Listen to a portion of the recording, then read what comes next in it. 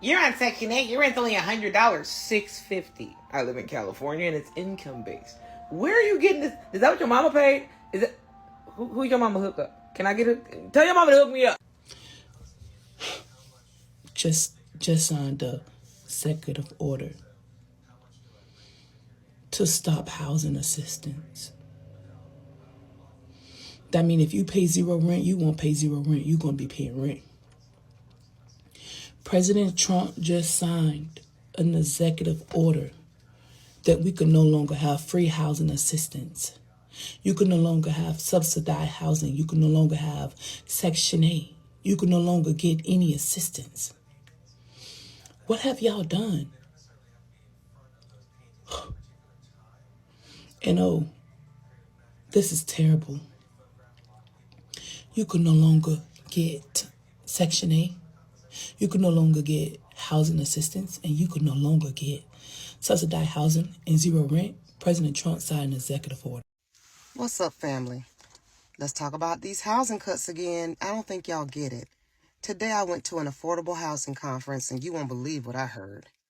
Senior citizens, those 55 and older, have experienced a 101% increase in being homeless. Honey, senior citizens are living in their cars. And we have an administration that could possibly cut 43% from our housing budget. Y'all okay with that? Because I'm not. Again, that's why I'm running for office. Because if you're lucky, you'll get to be a senior citizen. But nobody wants to live out their end of life like this. Peace. Section 8 is on the chopping block, y'all, in case you didn't know. So President Trump is pushing the Congress to cut the Section 8 program by 40%, which is over $30 billion. This cut to Section 8 won't be temporarily but permanent to the housing program. I want you to know that if you are disabled or on disability, Donald Trump wants you off Section 8 in less than 2 years. Can you imagine the insanity? Donald Trump wants recipients to either work or go find some other type of housing program. Definitely not Section 8.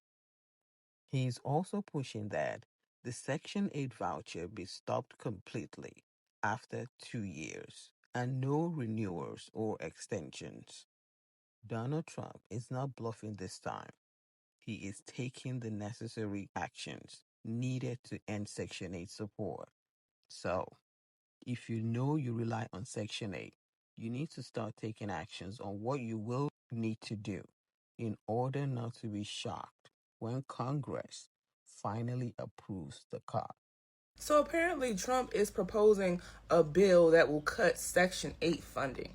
You don't have to be someone that utilizes Section 8 to see the damage that this man is trying to cause. Why is it when money needs to be cut, they want to try to take from low income families, but not make their rich friends pay their taxes? If the people who were well off would just pay their taxes, no money would need to be cut.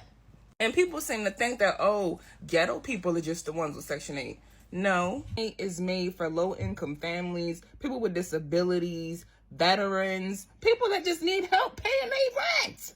It just seemed like to me that they like to attack groups that are the most vulnerable instead of getting more money from the groups that are more stable. That's just crazy to me. And at some point, you got to think these people are really evil. You're cutting funding from people who already can't afford their housing. How evil do you sound? Section 8 has paved the way for many people to be able to have roof and housing over their heads. So to make that a primary focus for cutting, it's just weird to me. Diabolical, if you will. So let me get this straight. The guy with gold toilets wants to end Section 8? So the Trump administration is now floating the idea of cutting Section 8.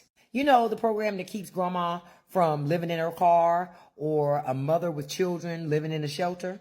But wait, billionaires get tax breaks the size of Texas, and that's all cool. But helping people afford a one-bedroom? Socialism. This ain't about budget, y'all. It's about punishment. Nothing says make America great again, like making the poor homeless and building more golf courses at Mar-a-Lago. The cherry on top is some of you are actually out here cheering this on. Like you ain't got a voucher in your cousin's name and a P.O. box in your aunt's zip code. Be serious. Should your landlord be a politician too? Or should we start actually voting like housing matters? Because rich people ain't playing. They want everything. We have some very, very bad news. White House proposed elimination of Section 8 housing vouchers. This plan will also cap rental aid for able-bodied adults at 2 years. May 5th. This is really bad for people who's on Section 8 housing. The White House has proposed a elimination aid to get rid of Section 8 voucher. Let me say this. There's a lot of people already going homeless due to the cut funding budget in California. That stuff is not being talked about. But Donald Trump is making cuts. And in those cuts are things like SSI, things like SSD, things like getting money from the government, food stamps assistance, things of that nature. This will affect a lot of people. And let me say this, not everybody will get cut off, but a good majority of people will. It will happen to a good majority of people, but not everybody will be cut off. So a lot of y'all will still be on it, but a lot of it, the majority who have Section 8 will be cut off. Not only just Section 8, but many other government assistance due to the cut spending budget. Guess which race has the highest percentage of people on Section 8? So the vast majority are definitely Caucasian. And I only know this because I've been a Section 8 investor the last 10 years. And I'm going to share the dirty secret about how some of these folks are still living six-figure lifestyles while qualifying for government assistance. 7 years ago, I had an 8-figure mentor teach me all about leveraging OPM and trust structures. Now, his friends and associates have been gaming the system using these trust structures for decades. They're using other people's money and credit to buy these assets that the trust structures own. All the income that's coming from these assets are going directly to the trust. As a trustee, they can pay themselves a little bit of nothing every year, therefore qualifying for Section 8 or government assistance if they choose to. The income also allows these trustees to pay for trust expenses. Think about all the needs of a beneficiary: school, clothing, daycare, shelter, you name it. Now they also have the resource to set up something like a private family bank. So while you're getting judged on your W-2 income, they're able to pay themselves based on the acceptable poverty levels. Now, oftentimes, I don't know why people got it in your head that when you receive a voucher or anything like that, that you don't work or you don't have other bills. Like, yeah, they pay your rent, but they don't pay your lights, they don't pay your gas, they don't pay your car note, they don't put food on the table, they don't, buy your kids clothes and shoes. So you still have to get up and make money, and you still pay a portion of your rent when you make money. And so, yes, it's an assistance, but it is not a fixer. It does not get the job done. And so I think it's a constant misconception that people who receive government assistance are lazy or don't have to work or any of those things. And so, anyways, I went somewhere left with it. I went left with it because my whole purpose of creating this video was to say that use the resources to the best of your ability. Like, if you are in that situation, if you do have public assistance, and like I said, and you have goals, because most of us do, then turn those goals into objectives, meaning make a plan, identify the small steps you need to take to actually reach that destination, and start taking those steps. So whether it's working with a financial educator to learn how to manage your money, whether it's picking up a side gig to make more money, whether it's picking up an extra job or starting a business, or a combination of all three. It's like you make the plan and you work the plan until the plan no longer works. Supposedly, I don't know if this is true, I don't know if this is factual, but Section 8 will be cut come 2025 or later 2025. This is what I've seen on, I think it was on Facebook, and I didn't even go and fact check. But I want to address the comment that I seen, and it was like, this is good because people be on Section 8 and they abuse it. And it's like, how is this good? Whether a group of people are abusing a resource, if you take the whole resource away, for the people that's not abusing it, we don't have it. And I feel like that was always a problem with, Trump voters or people who didn't side with Kamala Harris because they thought that they were just giving out, awards. Everybody was getting participation awards. No, they were giving out, resources for people who needed it. And it's because you fell through the loop of, freeloaders and stuff like that. That's just what happens when you have a public service or public resources. But when you take it away, now people are scrounging. And when people get in survival, when people do things that they would not normally do. So it puts you at a danger. So even if you're not a part of the Section 8 community, you get around somebody who need to feed their family and watch what they do. And watch how they act and watch how people move. And I think that's what, Trump is kind of bargaining at. He's getting at, stir crazy. People become fearful for their lives. The survival of the fittest. So certain, government assistance that's now being taken away is not an act of service. It's not, oh, now everybody's going to get up on their own 2 feet. No. People don't have it like that. It's not like everyone is not dealt the same card, so you're not going to be like putting everybody at the same starting line and then whatever. No, this is going to be crazy. I don't know if it's true that they're taking away Section 8, but that wasn't, that wasn't a really good comment. It was very ignorant because, like, what? People better start taking Trump seriously. Like, if show me better than you could tell me who was a person, it's him. He's now talking about getting rid of housing. That is literally going to force people that have not paid that amount in whatever their rent costs homeless. That is about to literally force people into the streets. And everybody keeps saying the same thing. Oh, he's not going to do this, or he can't get away with this, or our Constitution is so strong. Literally, he is getting away with a lot of stuff. What's funny is people are really taking this as a joke when you cannot determine anymore what will pass or what won't pass. Your president has now proposed dismantling HUD, Housing and Urban Development, along with the Section 8 vouchers. He says that he preferred just, the states come up with their own housing program. So he's going to dismantle, take apart Housing and Urban Development, along with them vouchers, and just let the state come up with some type of housing program. What did I tell y'all? I don't care what side of the aisle you on, red, blue, in between. Everyone will feel the wrath of this president eventually, unless you're wealthy. If you're wealthy, you're probably good. But if you just a everyday regular schmegular, everyone is going to feel the wrath of this irrational man that is in the White House in Washington, D.C. Okay? All of you who said it don't matter who you vote for, at least Miss Harris would have kept the Section 8 intact. All of y'all, and I'm talking about my people, you know who y'all are. Oh, she claiming black, she ain't really black, she an Indian. Okay, that might be valid, but again, at least you wouldn't be in this mess you in now if you had voted for her.